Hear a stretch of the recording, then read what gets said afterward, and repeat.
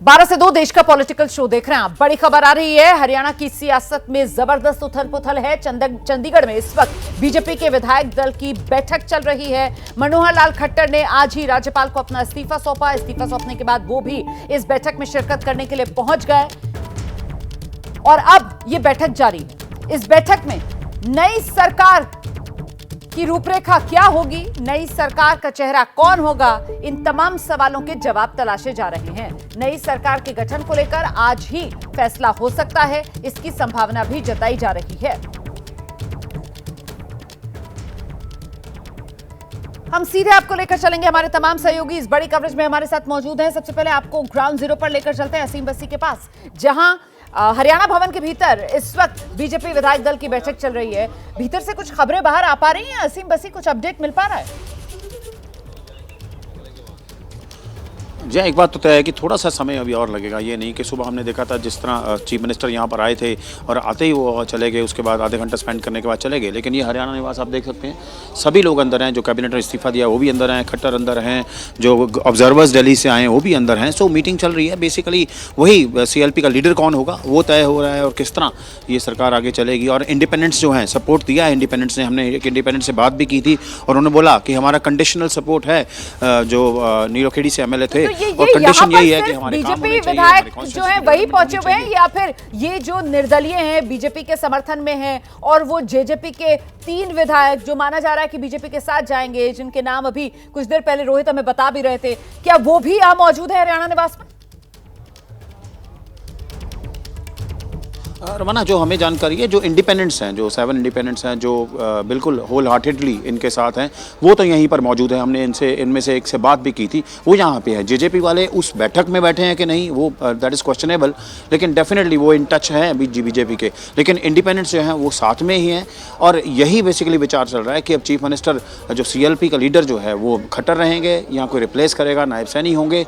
लेकिन आज ही जो स्वेरिंग इन सेरेमनी होगा, जो कयास लगाए जा रहे हैं 4 बजे या 5 बजे तक शाम को स्वेरिंग इन सेरेमनी हो सकती है यहाँ पर। और हमारी जो जानकारी है कि राजभवन में तैयारियां भी चल रही हैं उसको लेकर। हमने देखा हरियाणा सरकार के कुछ अफसर भी घूम रहे थे वहाँ पर, पब्लिक रिलेशन डिपार्टमेंट के लोग भी घूम रहे थे, जो सारी तो मतलब क्या आप ये बता रहे हैं असीम बस्सी कि आज शाम होते होते नई सरकार का शपथ ग्रहण भी हो जाएगा, मुख्यमंत्री शपथ ले लेंगे आज शाम तक, ये कह रहे हैं आप?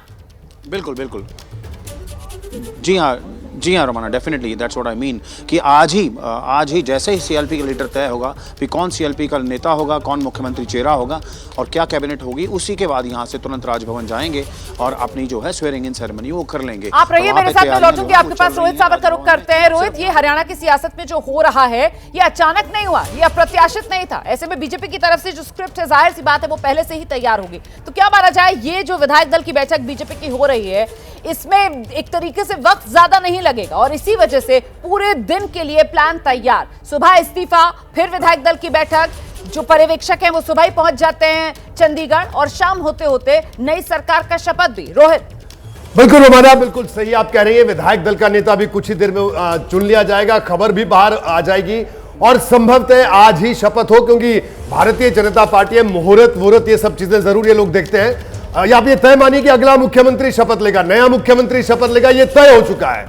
नाम को लेकर हम बार बार बात करें, नायब सिंह सैनी का नाम हम आपको बता रहे हैं कि वो इस वक्त सबसे आगे हैं। संभवतः नायब सिंह सैनी ही अगले मुख्यमंत्री, अगले विधायक दल के नेता हरियाणा के हो सकते हैं। और ये भी तस्वीर साफ है रोमाना, मैं आपको बता दूं, देखिए करनाल से मनोहर लाल खट्टर चुनाव लड़ सकते हैं लोकसभा का। अभी वहां से संजय भाटिया सांसद हैं। संजय भाटिया भी मनोहर लाल खट्टर के बहुत करीबी है और ऐसी स्थिति में यह भी माना जा रहा है कि उनको कुरुक्षेत्र भेजा जा सकता है। और अगर कुरुक्षेत्र नहीं भी भेजा तो संजय भाटिया संगठन के पुराने आदमी हैं, संगठन में काम करने का बड़ा लंबा अनुभव है और व्यक्तिगत तौर पर ये कहते हैं कि मुझे संगठन में काम करने में ज्यादा आनंद आता है।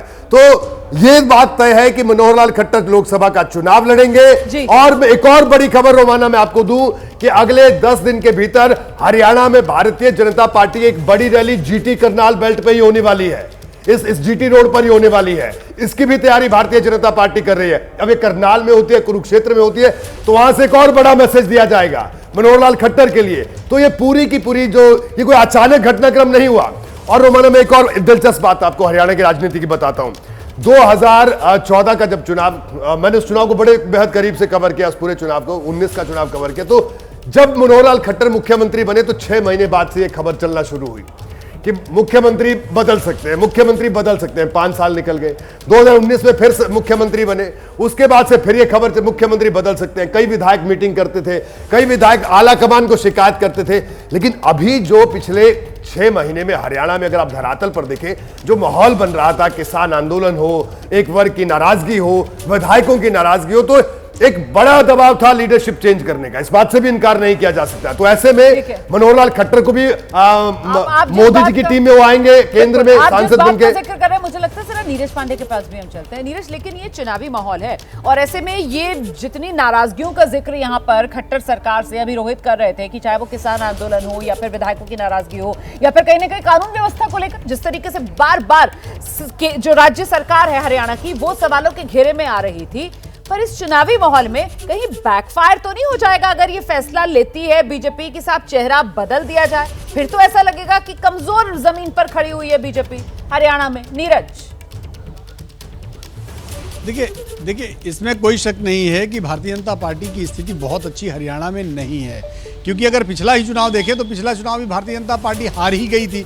ये अगर जेजेपी साथ में नहीं आती तो आपको सरकार बनाने के लाले पड़ जाते, ये आपको इंडिपेंडेंस का सहारा लेना पड़ा। तो सरकार तो पहले ही बैसाखी पर चल रही थी और अभी भी निर्दलियों के सहारे ही अगर अगला जो भी मुख्यमंत्री हो, चाहे खट्टर साहब हो या कोई नया मुख्यमंत्री हो, जैसा कि रोहित बता रहे हैं, चाहे कोई भी हो, वो तो बैसाखी पर ही चलेगी। ये अगली सरकार रिपीट करना बहुत बड़ा चैलेंज है। लेकिन उससे पहले लोकसभा चुनाव है।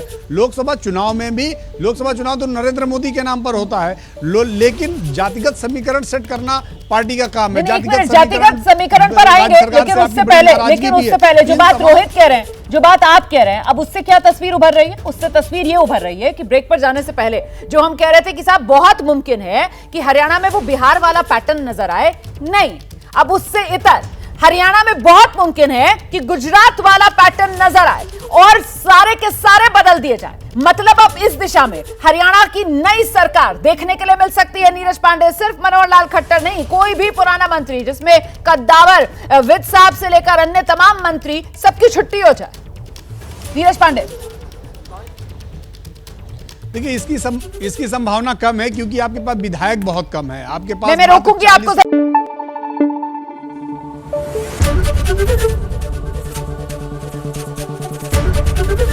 एबीपी न्यूज आपको रखे आगे।